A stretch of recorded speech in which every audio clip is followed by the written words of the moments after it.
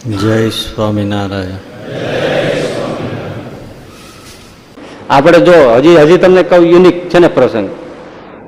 બાલ મુકુંદાજી સ્વામી કોઈને એમ કહી દે ચાદર આપીને, જા તને ઈચ્છા થાય ત્યારે ઓઢીને સુઈ જાય છે, તને શ્રીજી મહારાજ તેડી જાય છે. આમાં શું કાળની ગતિનું કરવું?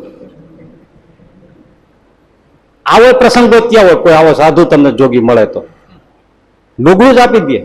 ગોખરવાળાનો પ્રસંગ આપણે ઘણી વાર કહીએ છીએ ને, પ્રેમજી પટેલનો.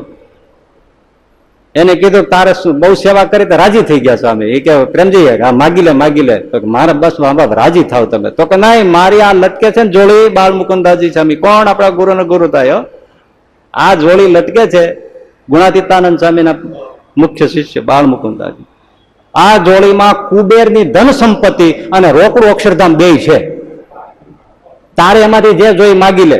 તો કે મા બાપ રાજી રહ્યો, મારે આપના રાજીપા સિવાય કઈ જોઈતું નથી. વિચાર કરો, તમને કોઈ સાધુ કે માગી લે, શું માગો? કઠણ છે.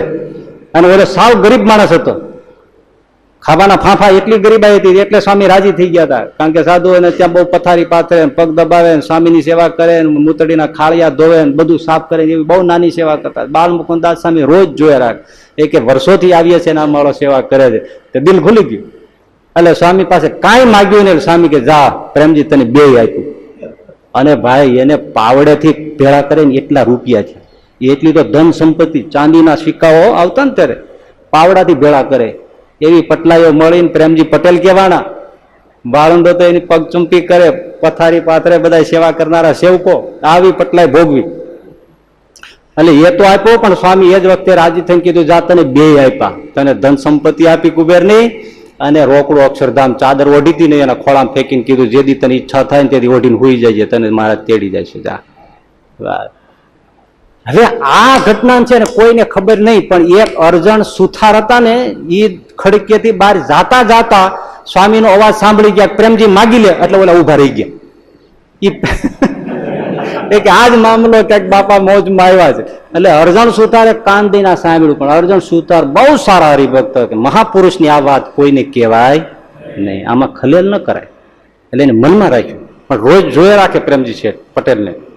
એમાં એક દિવસ એનો ચહેરો ઉદાસ જોયો એટલે તરત દોડીને એના ભગવાનભાઈ, એના ભાઈ હતા ને પ્રેમજી પટેલના, એની પાસે ગયા. ભગવાનભાઈ? તો કે હા. કોણ? હું અર્જુન સુથાર. તો કે હા. બાપા વૈયા જશે હવે.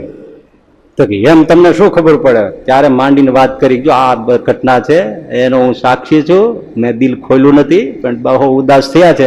આજે કઉ છું, સંપત્તિ પણ બાલ મુકુંદાજી આપી છે અને રોકડું અક્ષરધામ આપ્યું છે. હવે બાબો ચાદર ઓઢી જશે, ભેળું થવું મળવું હોય ને કઈ હોય તો પૂછી લેજે. એટલે દોડતા ભગવાનભાઈ આવેલા અને બેઠા બાપા પાસે. ત્યાં બાપા કાઢેલી જ ચાદર. હા કે શું છે ભાઈ? તો કે બસ આવું છે, હવે જવું છે. બેઠા મળ્યા, વાત કરી, જય સ્વામિનારાયણ કરીને ચાદર ઓઢી બાપુ ધામમાં.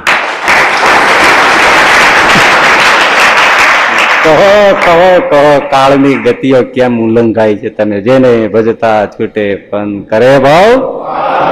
પ્રસંગો બધા નાના છે, પણ આમ તમે વિચારો તો નાયું તૂટી જાય ભાઈ.